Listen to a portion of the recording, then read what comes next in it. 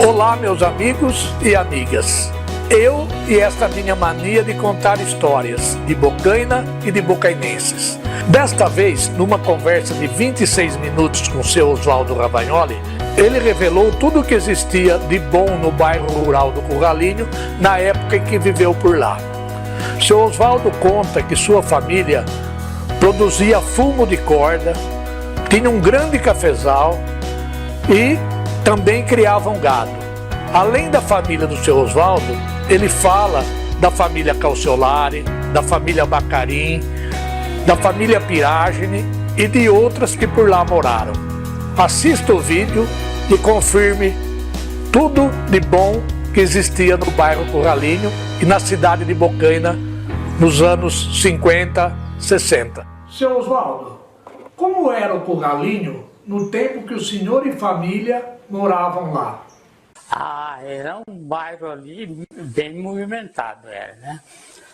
E aí, 2 vezes por ano, meu avô fazia missa lá no Curralinho, convidava todas as vizinhanças, aí tinha os coxos, né? Catava breu no mato, eu era moleque, mas eu subia com os adultos, né? Breu é o jatubá que dá um negócio que você... Hoje vende, qualquer mercado vende, tem. É umas pedras, então você põe a fogo nela, ela vai queimando. E aquilo queima horas e horas. Então tinha um coxo na frente de casa ali, né? Cindia, aquilo lá na Semana Santa, cindia, e aí rezava via sacra, aí dispõe aí, acendia tudo aquilo lá, e o povo saía, ficava aí, tomavam café, era licor, que tempo tinha muito licor. Então quer dizer que o breu nada mais é que o leite que escorre da casca do jatubazeiro e que vira um tipo de cera que é transformado em pedra, que era muito usado antigamente como combustível de lamparinas? É isso mesmo, usava de lamparina. Então aquilo era... E a força, lá não tinha força, né? Naquele tempo não tinha luz elétrica, então lá era só lamparina, querosene e breu. Ponhava as tacinhas de breu, tacava fogo, ficava ali. A família Ravagnoli foi grande proprietária de terras no Curralinho, né? Tinha plantação de fumo, né? Eles cultivavam fumo. E tinha o cafezal no alto, lá na divisa de Bariri, que chamava Três Barras lá. Tinha o cafezal lá, aí, o café era muito bom. O último ano que eu lembro que eu saí de lá, tinha 10 anos, colhíamos 1.200 sacos de café lá. Era um cafezal muito bom. Era da Irmandade. Tinha meu avô, conseguiu aquilo lá, né, construiu, fez a casa lá, tudo, e foi criando os filhos. Meu avô teve 11 filhos. Então foi tudo criado lá. As mulheres iam casando e iam saindo. Ficou só os homens.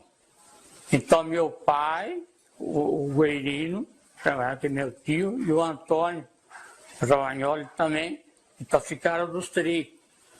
Ali e continuou, né? Foi virando. O Curralinho teve muito café e depois virou uma grande reserva de mato.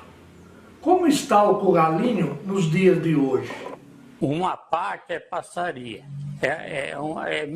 Lá é uma reserva agora que é um mato fechado. Era uma passaria, né? E aquele tempo, e uma parte ficou cana agora, que era nosso lá. E o sítio que era dos Casciolari é tudo cana. Virou tudo cana, né? Duílio Casciolari, o Nélio Casciolari. O Duílio Calciolari era o pai do João, do Alcides, do André e do Toninho? Isso, era dos Casciolari de Bocaina. Eles também tinham engenho de pinga. Eles tinham o café e o engenho de pinga. Só que eles faziam pinga assim, só mais pro gasto deles, né? O senhor chegou a conhecer o engenho de pinga da família Montani? Que fazia uma pinga muito boa, que é falada até nos dias de hoje? Sim, eu ia com meu pai ia pegar pinga lá à tarde, né? chegava da roça, os italianos naquele tempo tomavam uma pinguinha, né? Todo mundo. Então sentava na mesa lá, e ponhava o litrão lá, antes da janta, né? Meu pai levava uns garrafãozão, aí pegava a pinga lá, eles tinham já um engenho de pinga, ele tinha um moinho que fazia fubá. A gente, quando ia trocar fubá, já ia com uma charrete ou uma carrocinha. Aí a gente já comprava pinga. E ele tinha que nem uma loja já, e o Montani, e ele vendia calçado, vendia tudo aí. No bairro tinha até uma lojinha com pelo menos o necessário para evitar que o pessoal viesse muitas vezes para a cidade fazer compras, né? Tinha um calçado, uma roupa, né? Porque tempo vendia peça de roupa inteira. Então esse Montani já tinha essa lojinha, uma mini loja lá, né? Então vendia essas peças aquele tempo usava pouca coisa, né? A mulher fazia tudo em casa, né? Era tudo costurado em casa, fazia calça, camisa, era tudo em casa. Vocês criavam porcos, galinha, cabrito para o sustento da família? Mangueirão corgo embaixo, nós tínhamos um mangueirão de porco grande, né? Tinha uma porcada imensa lá. Então ali engordava porco, matava. Aquele tempo não existia farinha, era só polenta. Fubá fazia polenta. Matava os porcos e enchia aquelas latas de 20 litros que não tinha geladeira e ia consumindo aquilo. Acabava aquilo e já matava outro. Na lata de 20 litros, colocavam a carne pré-cozida, despejavam a banha quente por cima e quando esfriava endurecia e conservava a carne sem a necessidade de geladeira. Era assim? Conservava e podia deixar lá 3, 4 meses que não estragava, se tirava que nem. Só dar uma pré-fritada ali e já estava pronto para pôr na mesa. E à tarde não tinha arroz, feijão nem nada, era tudo à noite, era polenta. Minha avó fazia naquelas panárias assim, despejava aquela travessa de polenta aí cortava a polenta com a linha ainda. Nós éramos 21 na casa. Como era cortar a polenta com linha de costura? Pegava uma linha de costurar, enfiava por baixo, assim, entre a tábua e a polenta, puxava assim, não precisava cortar com a faca, ia puxando, ia empurrando, fazia tudo os quadrados, assim, cada um pegava a parte, ia pro prato. E na hora de comer a polenta, botava um molhinho em cima? E aí vinha, né, linguiça frita, costela de porco, ovo frito, que tinha muita galinha, só não comia carne de vaca, e só quando matava no sítio um boi lá, então dividia para a turma um pouco cada um para não estragar, né? Quem matava primeiro dividia com os outros. Ali tinha os pesolares, que era para baixo do nosso sítio, e tinha os bacarim, era vizinho nosso. O bacarim era vizinho subindo o rio, né? Depois tinha o Montani, do Montani tinha o Nicola Piraggi, também que fazia parte, tudo nessa fachada beirando o rio aí. E tudo daí tinha acesso numa estrada que saía naquela ponte que eu mostrei para você, que você tem a foto aí. Com certeza naquela época não dava para vir todo dia à cidade. E como era comprar as coisas que não tinha no sítio? E se viesse era uma vez por mês, quando meu avô, ou algum meu tio Antônio, o tio Herino, aí eles pegavam a charrete e vinha uma vez por mês, vinha na cidade, né, pegava o que faltava ali, né, comprava um pouco de farinha. Naquele tempo, foi o tempo da guerra também, e não tinha farinha. Naquele tempo a farinha sumiu, né, então tinha só, era polenta mesmo e não tinha outra coisa para comer. No sítio existia a tradição de fazer o pão de casa. Com a falta de farinha devido à guerra, vocês substituíam o pão de que forma? Aí você só achava pão aqui em Bocaina na padaria, ele só vinha farinha nas padarias. Então ali vinha, comprava um saco de pão e já levava, dava pão uns tempos lá. Mas se não tivesse também era só levantar de manhã, ia para a roça, via, aí 8 horas ia as mulheres com a cesta, polenta e um caldeirão de leite, chegava lá, tudo as tigelinhas, as cumbinhas já, né? Então cada um pegava a tigelinha, pegava a polenta, picava dentro, ponhava o leite e era o almoço, eles falavam almoço, meio-dia era janta. Como o senhor disse, o café da manhã era o almoço e o almoço era a janta. E a janta, quando era? Ceia. A janta era ceia. Hoje eles falam ceia, hoje eles falam ceia de Natal, ceia, mas que tempo nós não era. Então tinha almoço, janta e ceia, em horários diferentes de hoje, lógico. De hoje. E às 3 horas também a gente parava, tinha o descanso, porque aquele tempo eu trabalhava de hora a hora, né? Então, eu lembro os meus pais. Aí às 3 horas, as mulheres subiam no cafezal, levavam um lanche também, uma polenta frita com uma linguiça, com queijo, e tinha bastante leite, fabricava queijo também, né? Não para vender, mas foi o consumo da família aí. O que um jovem daquela época, morando no sítio, fazia para se divertir e esquecer do pesado fardo do trabalho? Aí no nosso sítio, onde era o Coralinho aí, que ainda tinha as terras, tinha um campo de futebol, um campinho. Então à tarde, juntava tudo quem era sorteiro, a molecada, homem, ali que queria bater uma bolinha, vinha aí. Aí brincava com bola parca casa ali do lado de baixo. A gente, abaixo da casa, tinha uma cocheira que era só de burro, e tinha lá de cima da casa que tinha uma cocheira que era de vaca leiteira, né? As coisas, tratava tudo lá. Então, era a diversão disso daí. E de sábado tinha baile, eles pegavam o cavalo, onde tinha baile aqui no Forçato, aí no Jorge Moraes Prado, que era mais para baixo ainda, né? Que o Jorge Moraes Prado lá, eles era a terra, eles tinham uns 700, 800 hectares de terra, que era grande a fazenda. Então eles tinham ali, fazia baile de sábado, né? Então tudo, juntava os cavaleiros, ia passando um por sítio do outro e ia tudo por bailes lá. Os bailes da época eram realizados numa barraca que levava o nome de parizado. O meu pai contava que o sanfoneiro mais requisitado para tocar nos bailes daquela época era o Zumiro. Isso é verdade? É verdade, ele tocava muito, o Zumiro tocava muito. Às vezes as pessoas esperavam, adiavam o baile porque não tinha vaga. E ele ia de a pé, a sanfona nas costas, ele ia de a pé, nas fazendas. Eu não sei como é que veio, aí ele pousava a noite lá, né? Ele passava a noite e no outro dia ele ia embora. Era ele com a sanfona e um violonista junto.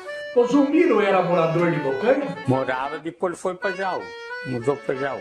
Aí depois, inclusive, eles faziam baile aqui na região de Peixandrino, João do Prado. Como o senhor mesmo disse, né? A diversão era futebol e baile no final de semana e o resto era muito trabalho? E nem o tempo de colher fumo, então chegava, saía, a roça colhia as folhas de fumo, né? Punha tudo no balaio. Punha tudo no balaio. Aí chegava em casa, aquilo punha no estaleiro, tudo bem postinha, deixava ela murchar bem. Aí depois tirava do estaleiro, punha no balaio e levava para casa. De noite, depois da janta, aí ficava todo mundo em volta da mesa, destalando fumo, enrolando e fazendo aquelas coxas para pôr naqueles rolos que vinha. A produção de fumo era vendido apenas em Bocaina ou também para fora da cidade? só em Bocaina. Meu avô vendia tudo aí. Ah, Forjato, Armentano, Megali, tudo isso daí. Eles vendiam muito. E fora o sitiante Taiada lá, ia tudo comprar fumo lá, porque tinha muita fama, né? Então, quem gostava de fumar. Dizem que naquela época Bocaina tinha o dobro da população de hoje. E a maioria morava na zona rural. Isso é verdade? Ah, é verdade. Tinha mais mesmo. Nossa, tinha fazenda. Que você vê lá que nem a gente morava lá no Coralinho, fazia baile, tinha um campo de futebol para brincar. Agora, hoje as fazendas não tem mais ninguém. Quem mora na cidade. A gente, lá em casa, você vê, era 21 pessoas que morava só numa casa. Os caçolares, não sei quanto tinha, que era bastante gente, os caçolares também. Os bacarim pro lado de cima também tinha bastante, os bacarim era grande, eles eram não sei quantos irmãos lá. O senhor falou do café, pinga e fumo. Isso quer dizer que no Curralinho a plantação era diversificada? Quem tinha um engenho tinha cana, né? Tinha o cafezal, tinha cana, né?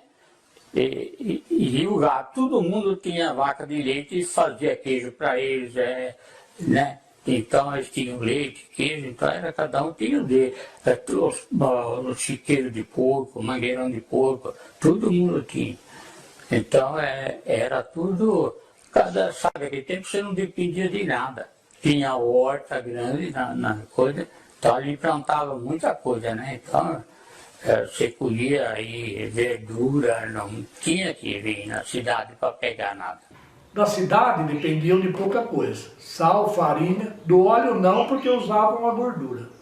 Tinha fartura em alimentos, mas tinha dinheiro? Ah, sobrava. Eles tinham, todo mundo tinha seu dinheiro em casa, porque não tinha inflação. Então eles vendiam o café, guardavam o dinheiro. E aquele dinheiro mantinha o resto do ano, até vinha o café outra vez. Agora, que nem tinha outro, a gente vendia fumo, o ano inteiro girava alguma coisa ali, né? Então, ninguém dependia de coisa. Os caçolares vendiam pinga, o Montani vendia pinga. E milho, colhia para o gasto, então, não vendia. Arroz era para o gasto. Então, tudo não tinha despesa de armazém, coisa. Só vinha pegar mesmo alguma, que nem você fala, sal, né? Sal tinha que vir na cidade, açúcar. Açúcar verde a gente pegava no engenho aqui em cima, onde é o sítio do Pioto, tinha um sítio aí, que eles falavam o sítio do Biano. O Biano só fazia açúcar preto. Fazia aquele açúcar mascaro e rapadura. Então a gente ia no sítio dele, pegava de saco de açúcar. O córrego do Curralinho era um rio piscoso? Pegava muito peixe naquela época? Pegava muito peixe. Ali pegava curimbatá, tinha muito tabarana, lambari, então nem se fala. Traíra, nossa, você pegava traíra quanto queria. Meu pai vinha da roça, já chegava em casa, pegava algum pedacinho de carne lá, de qualquer coisa, de porco, de galinha, de frango, qualquer coisa. Já ia pro rio lá, vinha com 10, 12 traíra. Já fazia, já tinha pro almoço no outro dia. Eu não precisava, o dia que ia comer peixe era só ir no rio. Meio de transporte era animal? Era só carroça. E quando chovia muito, então não dava para sair de lá para vir para a cidade. Ninguém passava o córrego. O córrego lotava, transbordava, né? Então era muito, e as pontes ficavam embaixo d'água, você não via ponte em nada, não tinha passagem. Então, às vezes, se ficar de 8, 10 dias, ninguém podia sair de lá, não tinha saída. Se você precisava de alguma coisa de emergência, tinha que sair lá para as Três Barras, na divisa do Bariri. Lá tinha uma estrada que saía lá para dentro da Taboca e ia em Bariri por aí. Em relação ao atendimento médico, como parto, socorro de emergência? Como era feito? Ali aquele tempo lá, tinha muita gente no sítio que nas fazendas fazia o parto. As crianças nasciam pelas mãos de parteiras? Era tudo na mão de parteiro.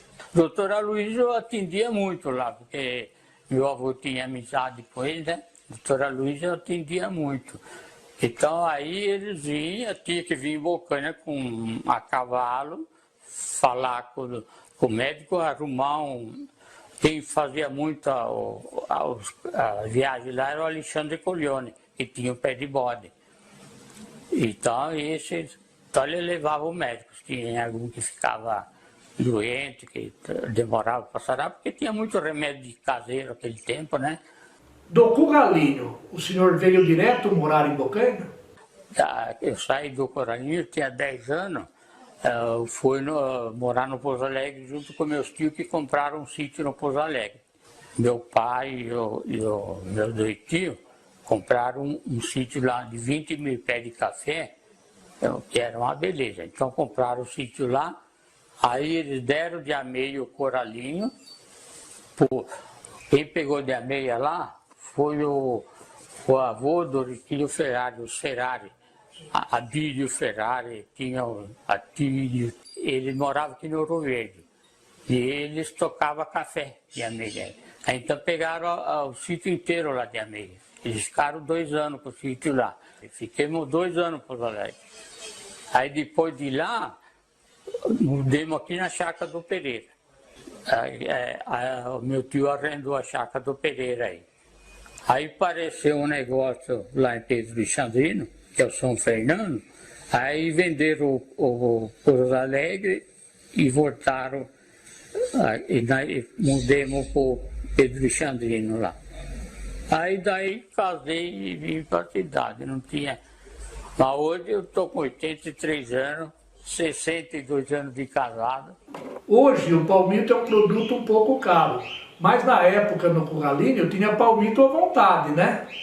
Até tinha lá, chamava Fazenda Coqueirinho, de tanto coqueiro que tinha. Era a Fazenda Coqueirinho. Sem contar que podia cortar o coqueiro sem nenhum problema, já que existiam muitos. Você tinha vontade, você lá cortava um coqueiro, você comia palmito, né, boi, porque o que nascia de coqueiro era muito. Mas meu avô cortava pouco coqueiro. Meu avô mais cuidava do gado, porque quando tinha seca, a terra era muito... não dava capim. A terra, então, formava um areião o pasto, né? Então ele ia nos coqueiros, cortava as folhas de coqueiro, caía. Folha de coqueiro tratava os animais. Tratava o gado de leite que a gente tinha no sítio. Ficava mais barato o plantio na época, já que não se usava tanto insumos como hoje em dia? Nada, lá o cafezal era estercado, o esterco de cocheira.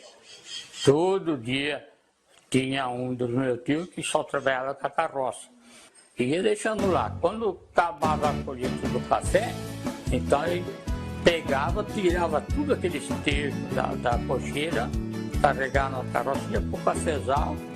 E lá não tinha medida, eles falavam paviola, pegavam uma folha de zinco, pregavam em cima de 2 pau, aí pegava em 2, assim, enchia a paviola de esterco, ia nos pés de café, aí jogava paviola de esterco e isso daí não tinha outra coisa.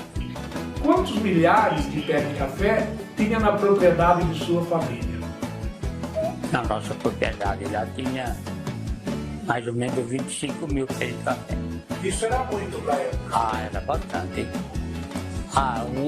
Uma família com, vamos supor, 2 pessoas, 3, podia tocar 2.000 pés, 2.500 pés, o máximo, conseguia tocar muito. E chegava moiado de surda de cima e baixo. E era pinga, né? Aí chegava em casa, não era coisa, estava na terracinha, tinha um terraço na frente da casa, um terraço lá, tinha aquelas bancas de madeira, né? aquele bancão que eles faziam. Aí sentado no bancão aí, ponhava o garrafão e tudo conversando, trocava ideia, ia fazer, né? Como é que fazia isso aqui? Como se fala popularmente, aí lavava os pés e ia dormir? Ia tomar banho lá no rio, porque não tinha chuveiro. As mulheres tinham, a gente tinha uma lata, era furada embaixo, né? Tinha coisa, puxava na cordinha assim, a lata, quarto assim, elas tinham um quarto já que era só para isso, então elas tomavam banho ali. E os homens vinham, chegava lá, tirava a roupa, pulava na água, e chegava e subia para casa. Mas era comer e ir para cama, não tinha o que fazer, ficava sentado lá, batia um papo ali 1 hora, 2 horas, tinha que dormir. Minha mãe levantava 4 horas para tirar leite. Com todos os problemas e dificuldades da época, o pessoal era feliz? Ah, era feliz. Porque não tinha, você não via encrenca, você não via nada, saía pro baile, todo mundo dançava.